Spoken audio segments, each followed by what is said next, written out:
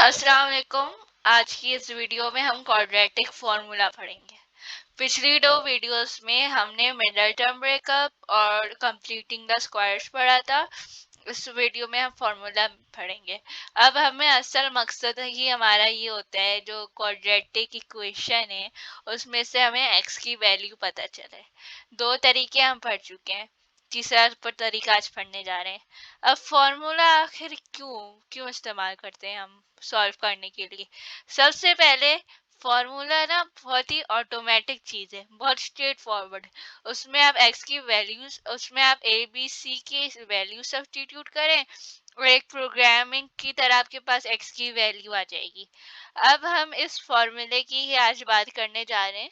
अब हम आज पढ़ेंगे कि ये फॉर्मूला, ये इतना कॉम्प्लेक्स फॉर्मूला कहाँ से आया, इसका वजूद क्या था और ये आखिर कैसे आया।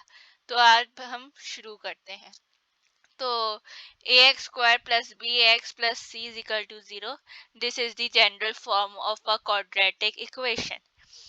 अब हमें x की वैल्यू निकालनी है इसमें से, तो हमें x को अलग से लिखना होगा ताकि हमें पता है a b c की क्या वैल्यूज। a b c की कोई भी वैल्यूज हो सकती हैं, they have to be a real number, कोई भी वैल्यू हो सकती है।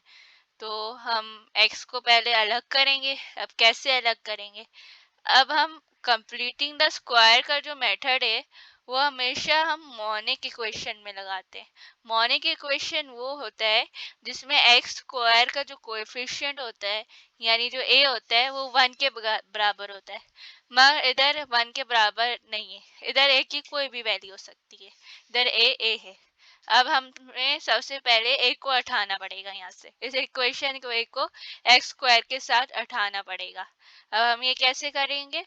सबसे पहले तो हमें इसको डिवाइड करना पड़ेगा ताकि हमारे पास ए कैंसिल आउट हो जाए, यानी A x square upon A plus B X upon A, B X upon A plus C upon A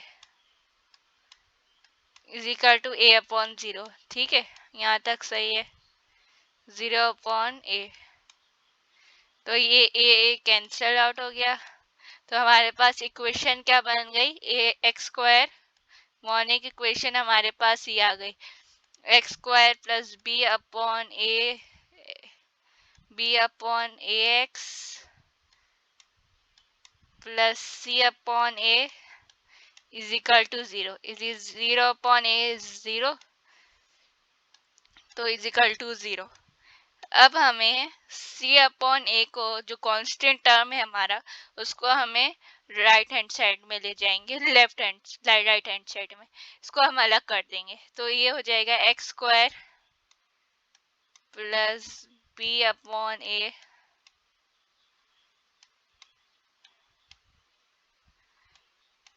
B upon A X is equal to minus C upon A. इधर plus है तो इधर जाके minus हो जाएगा। ठीक है, अब हम कंप्लीटिंग द स्क्वायर आखिर यहाँ पर दखल अंदाजी करता है। अब हमें जो x है, हम आखिर हमने क्यों अलग किया? क्योंकि हमें इसको x को एक कंप्लीट स्क्वायर बनाना है, स्क्वायर की फॉर्म में इसको x को लाना है। तो हम सबसे पहले क्या करते हैं, जो टर्म है इसको हाफ करते हैं, यानी b अपॉन ए का जो क्या करेंगे, हाफ करेंगे। सो b अपॉन ए, हाफ से मुराद मतलब के मल्टीप्लाई बाय 1 अपॉन 2, हाफ हो गया। सो it will become b upon 2a।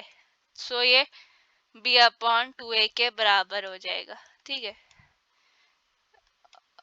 we half it, then we square it, so it will become plus b upon 2a whole square। so ये हमारा हो जाएगा plus b upon 2a whole square. जो काम हम इस साइड में करेंगे वही काम हम दूसरे साइड में भी करेंगे। तो ये भी plus b upon 2a whole square के बराबर हो जाएगा, ये भी b upon 2a whole square के बराबर हो जाएगा। ठीक है, अब हम अब हम इस साइड को सॉल्व करते हैं, ये वाली साइड को, इसको हम सॉल्व करते हैं, सिंपलेस्ट फॉर्म में लाते हैं। सो ये हम इसको स्क्वायर फॉर्म में लिखेंगे। स्क्वायर फॉर्म से मुराद यानी x प्लस जो दूसरा टर्म हमारा क्या होगा वो b अपॉन 2a होगा, plus b upon 2a whole square, b upon 2a whole square. B upon 2a को हम ऐसे लिख सकते हैं, मैंने इस पूरे फॉर्म को स्क्वायर फॉर्म में लिख दिया है। अब हम इस वाले साइड को सॉल्व करेंगे, सेकंड साइड जो है। अब बी अपॉन 2a किसके बराबर, होल स्क्वायर जो बराबर होगा वो किसके बराबर होगा, minus C upon A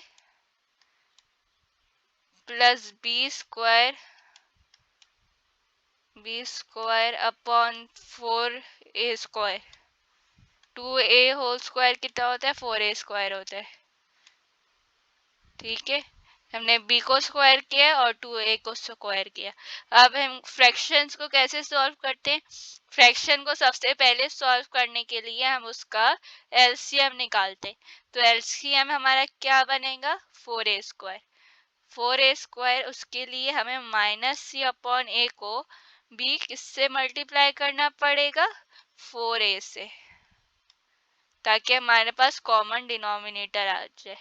so this will be equal to minus b square, मैंने उलट करके लिख दिया, बी स्क्वायर को पहले लिखूंगी और माइनस 4ac को बाद में लिखूं ताकि नहीं, minus 4ac upon 4a square. ठीक है, ये हमारे पास आ गई इसको। अब हमारे पास A x plus B upon 2 whole square is equal to base B square minus 4ac upon 4a square. अब मैं इस तरफ कर लेती हूँ, इधर जगह नहीं है। ठीक है, so it will be equal to x plus B upon 2a।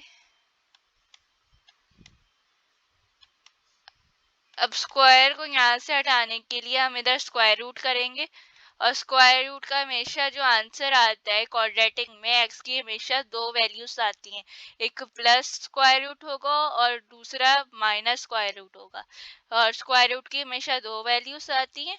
तो इसलिए it will become plus minus under root b square minus 4ac upon 4a square, b square minus 4ac upon 4a square. ये हमारे पास बड़ा root आ गया,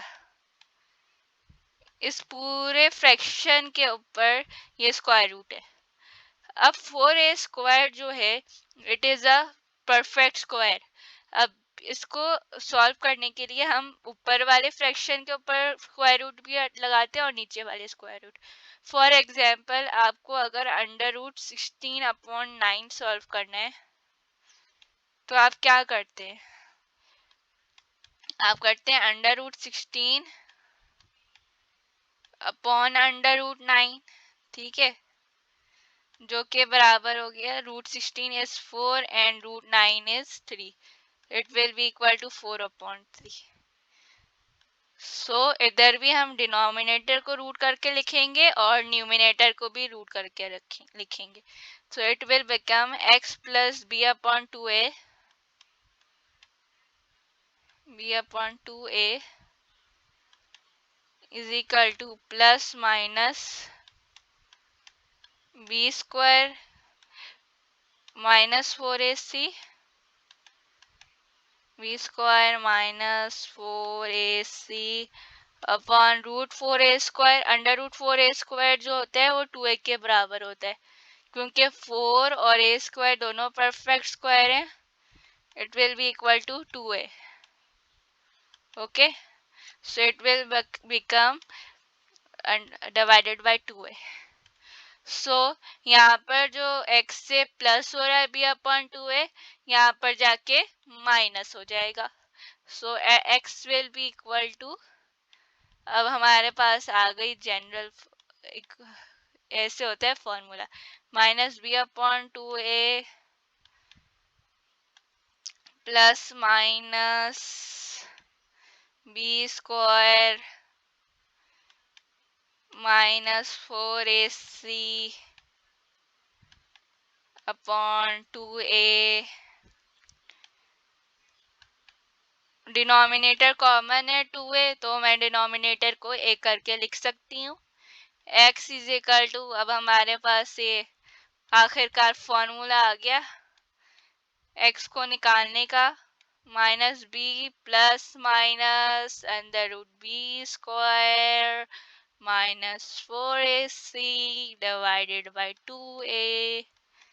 सो हमने point 2a, आखिर ये तरीका होता है इस फॉर्मूले की आखिर क्या हमें पता चल गई है ये कहाँ से आया है। So this is the way we derived a formula of quadratic equation. हम x को कैसे अलग करते हैं आज हमने इस वीडियो में सीखा। मुझे उम्मीद होगी आपको ये वीडियो समझ आई होगी। इसके पीछे वही कंप्लीटिंग द स्क्वायर का ही मेथड है, उसको हमने अलजेब्रिक करके एक फॉर्मूले की सूरत में निकाल दिया है।